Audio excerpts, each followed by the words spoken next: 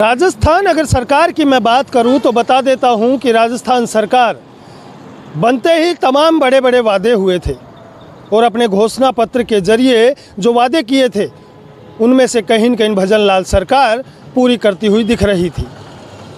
भजन लाल सरकार का कहना था एक तरफ कि हमने 50% वादे पूरे कर दिए हैं, मगर उन्हीं में से कुछ नेता ऐसे हैं कि जिनको काम करने की सुध शायद नहीं है। नेता तो बन गए मगर नेता क्या होता है या जनप्रतिनिधि क्या होता है उसकी जानकारी उनको नहीं है। शिक्षा विभाग की एक बहुत बड़ी लापरवाही जो कल सामने आई। शिक्षा मंत्री के द्वारा अरविंद नाथ व्यास का जो कि बर्खास्त शिक्षक चल रहा था उसकी ओर समर्थन करना और भैरू लाल को हटाना, इस तरह की बातें शिक्षा मंत्री के द्वारा चिट्ठियों में की जा रही थी। अचानक से वो शिक्षा विभाग की चिट्ठी गायब हो जाती है या कहें कि वायरल हो जाती है। इतनी बड़ी लापरवाही अगर शिक्षा विभाग में हो रही है तो आप सोच सकते हैं कि प्रशासन या शिक्षा विभाग क्या कर रहा था या मंत्री क्या कर रहे थे। इतनी बड़ी लापरवाही आखिर हुई कैसे? भजन लाल सरकार लगातार जनता के हित में कहीं न कहीं समर्पित होकर काम कर रहे हैं, मगर उन्हीं के एक तरफ नेता अय्यासियाँ लूटने में लगे हुए हैं। अब किस तरीके से कहें इन चीज़ों को? उनको अपने विभागों का ध्यान नहीं कि उनके विभाग में क्या हो रहा है।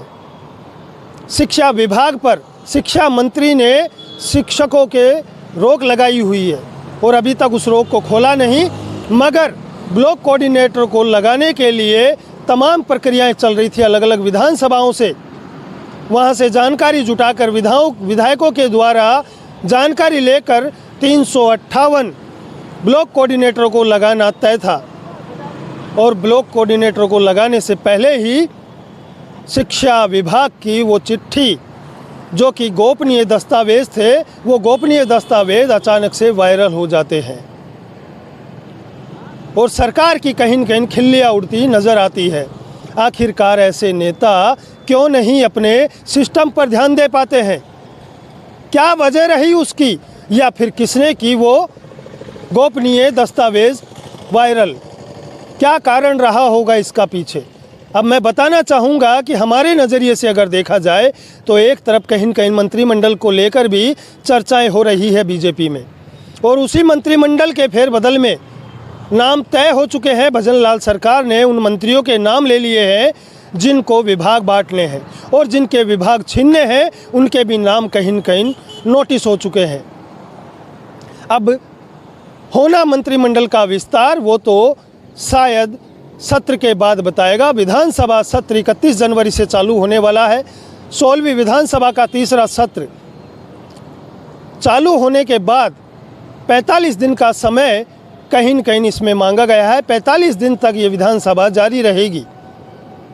विधानसभा अध्यक्ष वासुदेव नानी के द्वारा कहा गया कि 45 दिन का ये समय रहेगा। कल पत्रकार वार्ता भी हुई, बैठक भी हुई और इसी बैठक में जायज़ा लिया गया, आपस में चर्चाएं की गई कि किस तरीके से पत्रकारों को वहां पर फ़ायदा दिया जाए या उनको कोई परेशानी का सामना ना करना पड़े। विधानसभा अध्यक्ष वासुदेव नानी की अध्यक्षता में विधानसभा जारी रहेगी और पहला वहां पर मैं बता दूं कि राज्यपाल का भाषण रहेगा और राज्यपाल के भाषण के बाद ही विधानसभा शुरू की जाएगी। 16वीं विधानसभा का ये तीसरा सत्र शुरू होने जा रहा है। बजट की प्रक्रिया कहीं न कहीं लंबी रहेगी। किस तरीके का ये बजट होने वाला है ये भजन लाल सरकार तय कर चुकी है, पूर्व में चर्चा कर चुकी है, पूर्व में सभी से जायज़ा ले चुकी है बैठकों का, और किस तरीके का ये बजट अब की बार राजस्थान के इतिहास में नया रंग लाएगा या फिर विपक्षी दल इनके ऊपर हावी होगा, ये तो आने वाला समय बताएगा। सुभाष बैरवा आपको दिखाते रहेंगे द पिंक सिटी न्यूज़ के साथ। देखते रहें जयपुर।